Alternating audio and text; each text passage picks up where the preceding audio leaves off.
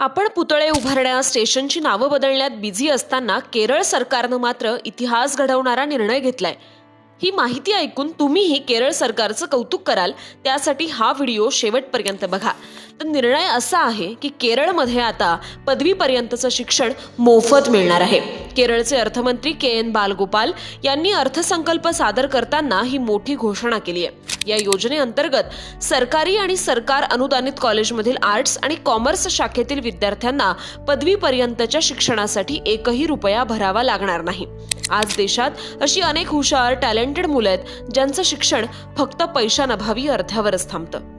पण या निर्णयामुळे किमान केरळमध्ये तरी पैसा नाही पण स्वप्न आहेत असं म्हणणाऱ्या प्रत्येक विद्यार्थ्याला शिकण्याची संधी मिळणार आहे। हा निर्णय फक्त बजेटमधली घोषणा नाही, हा निर्णय आहे भविष्यात गुंतवणूक करण्याचा। निवडणुका आल्या की धर्म, जात, मंदिर, मशीद, धर्म धोक्यात, हरा कर देंगे असे मुद्दे चर्चेत असतात, पण मुख्य शिक्षणाचा मुद्दा मात्र मागेच राहतो। पण याची सुरुवात कुठून तरी झाली ही एक पॉझिटिव्ह गोष्ट आहे। तुम्हाला हा केरळ पॅटर्न पूर्ण भारतात राबवला जावा असं वाटतं का? नक्की कमेंट करा आणि संवाद सेतूला फॉलो करा।